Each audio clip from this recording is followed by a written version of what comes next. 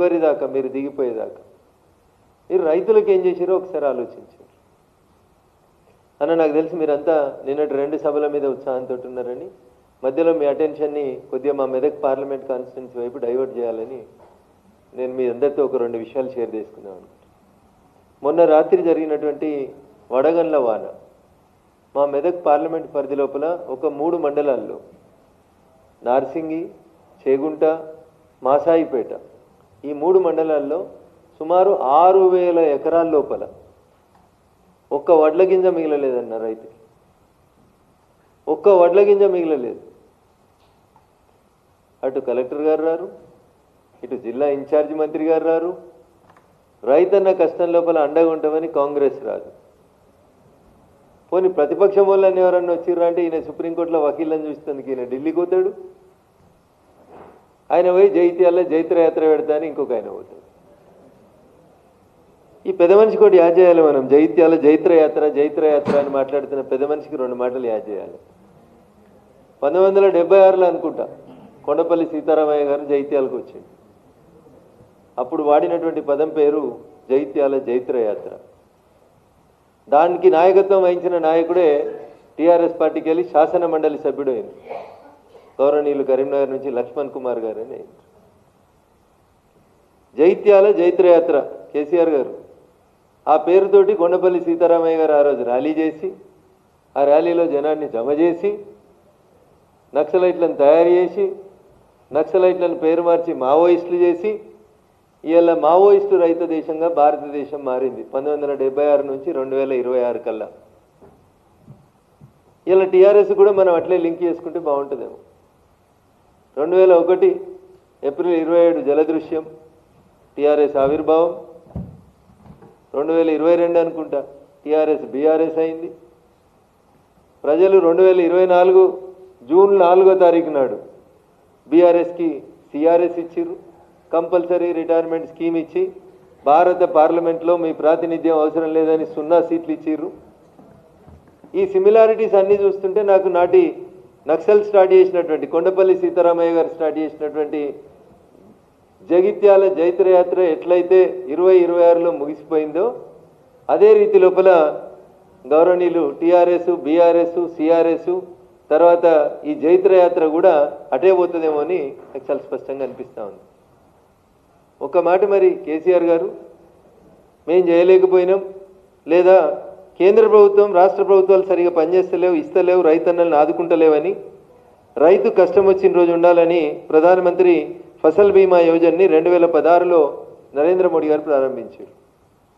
ప్రారంభించిన కొత్తలో తెలంగాణ రాష్ట్ర ప్రభుత్వం దాంట్లో చేరింది.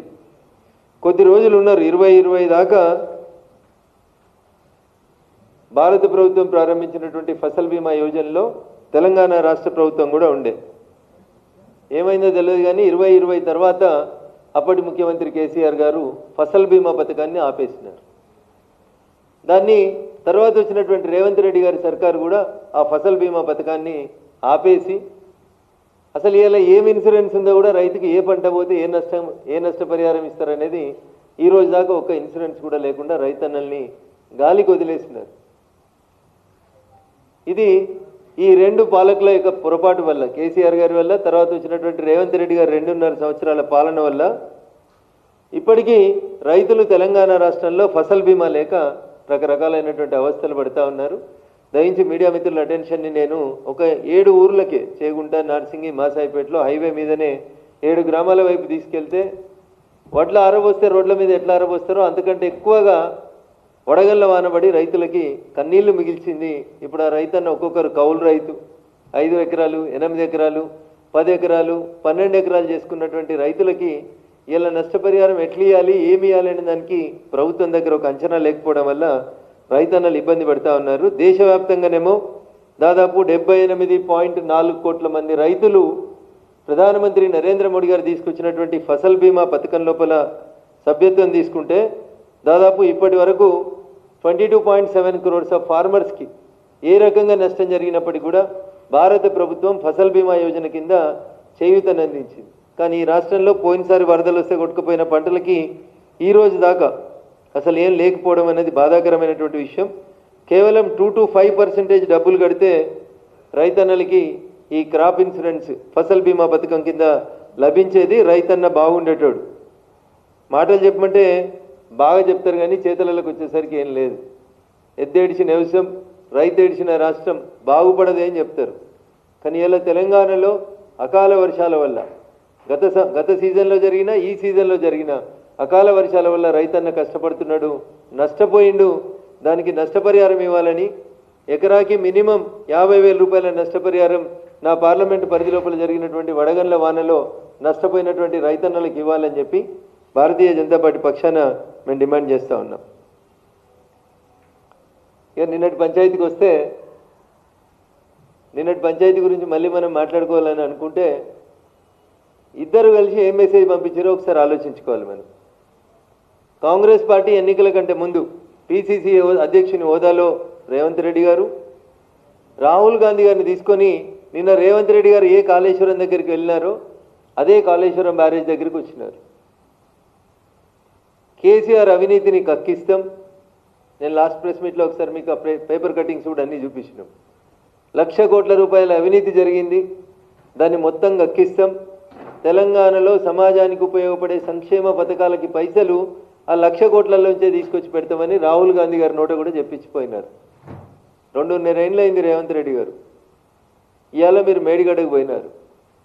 కాళేశ్వరం కేసు ఏమైందో మీకే తెలియదు. మొత్తం కేసుని సిబిఐకి ఇవ్వండి అంటే మొత్తం కేసుని ఇవ్వడానికి మీకు మనసు ఒప్పదు.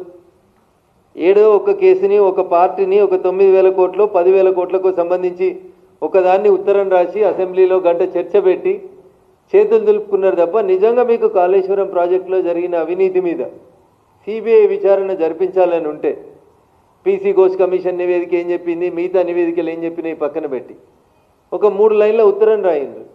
కాళేశ్వరం ప్రాజెక్టు అనుమతులు, నిర్మాణం, వ్యయం, దానికి సంబంధించినటువంటి